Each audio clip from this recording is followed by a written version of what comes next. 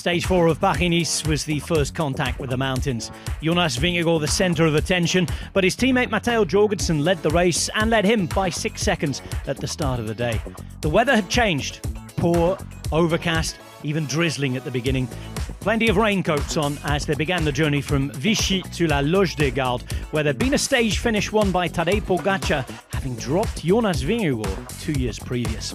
163.4 kilometres, plenty of climbing, including the 7-kilometre long first category climb to the finish with an average gradient above 7%.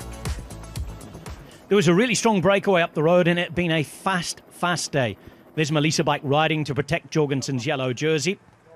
8 riders up the road, a puncture for one of the contenders, Buitrago, and then coming back to the peloton, disaster. The Colombian winner of the Tour of Valencia crashing out of the race.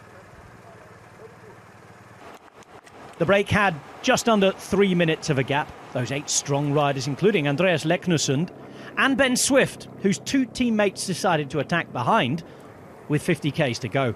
Foss and Tarling were trying to bridge up as the rain began to come down. Rain soon turned to sleet and even bits of snow, and the organisers decided to neutralise the race for everybody's safety. Cold set in, a change of clothes for many, and just trying to keep warm for all. Neutralisation didn't mean abandonment. Riders were following neutralised cars down the road. Some were using the motorbikes to keep warm, including Pavel Sivakov. But chattering teeth were aplenty, as with 28 k's to go, the race restarted with the same time gaps. Those at the front had 2 minute 20 on the breakaway, just over a minute on those who'd been chasing in the middle. From the start, the break took the intermediate sprint and the bonus seconds, Leknesund grabbing those, before going off on an adventure on his own up front. Behind the breakaway, there was not just the peloton, but the gruppetto. That had already formed twice. Mars Pedersen and Niels Pollitt would soon set about trying to really bring back the gap. Stef Kras was one of several riders who had to abandon on the day. And at the front, well, the break still having 1 minute and 5 over the chasers. Swift dropping back to help Foss and Tarling get to the front.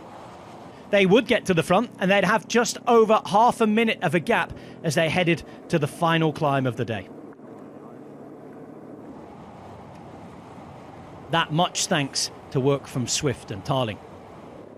Pedersen, alongside Pollitt, was trying to really bring them back.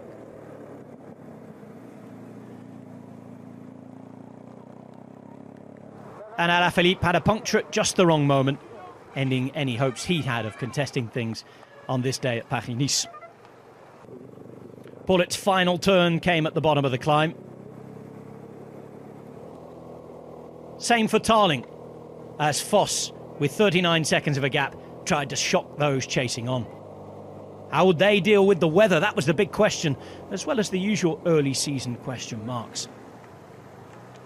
Pollitt setting them up, Pedersen going even further. At one stage, there were 4 Movistar riders sitting on his wheel. Not even they could hack the pace. Nielsen Paulus, one of the first big-name victims out the back. Aurélien Paré-Peintre would soon follow him.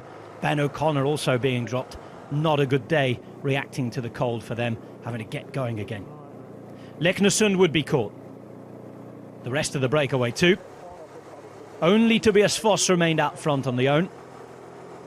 And then Leibovitz attacked with just over 4 k's to go. Jorgensen reacted well. Skjelmose was there too. Vingegaard never far away. Pedersen had done a right royal job setting up his team. Who was going to finish it off though? Lenny Martinez attacking for Bahrain. Vingegaard followed this move. 3.5 k's to go and 20 seconds the gap. Astora became one of the next victims to be dropped. 14 seconds with 3 k's to go. Foss looking unlikely, but still out there. Almeida would take it up. Vingegaard would follow. But there were more attacks waiting to happen. Martinez would go again. Then Vingegaard, off the wheel, launched his own. At first, he couldn't shake Martinez, but he tried and tried. And the young Frenchman, a little further up the road, couldn't hold on. This is where there was daylight. 2.1 Ks to go, and Jonas Vingegaard here looked like he was about to ride away. Foss caught and distanced. Vingegaard getting that gap on Martinez. It climbed and was still climbing. 9 seconds became 10.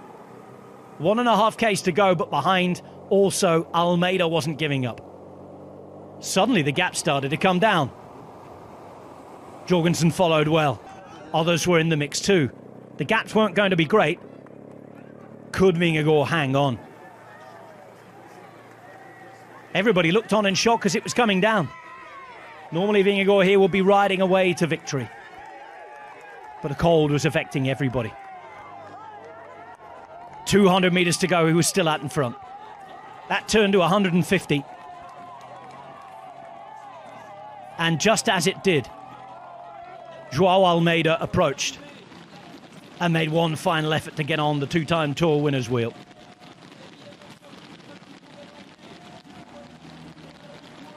$100 to the line is where there was almost parity.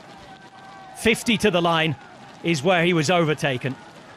And Joao Almeida celebrating, beating the two-time Tour winner and taking the stage at La Luge des Galles. There was a gap to the yellow jersey, Matteo Jorgensen, and with the bonus seconds taken by Vingegaard in second place, the Dane would have at least have the consolation of taking the race lead. But it wasn't exactly what they were looking for. A shake of their head there. They'll still have that lead, but they know that this Paris-Nice is right up for grabs. Joao Almeida showing his form. A first ever win on French soil for him, and a first victory since last summer at the Tour of Switzerland. Almeida then beating Vingegaard and Skjelmose. The Dane's third place and the bonus seconds meant that he would take over the white jersey from Florian Lipovic, who was in fifth. So victory for Almeida, and UAE Emirates XRG do it yet again. In terms of the GC though, they still trail by 37 seconds. It's Vingegaard who now leads his teammate Jorgensen by 5. Skjelmose is the closest challenger at 33, with Lipovic just 3 further seconds behind. So a yellow jersey, a race lead, but he didn't look delighted about it. In his defence, he will have been freezing up there.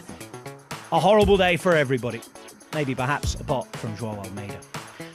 Stage 5, one that could be for the breakaway or GC or both. 203.3 kilometres, an uphill finish, a second category wall to end a really difficult day. You can watch Paris-Nice each and every day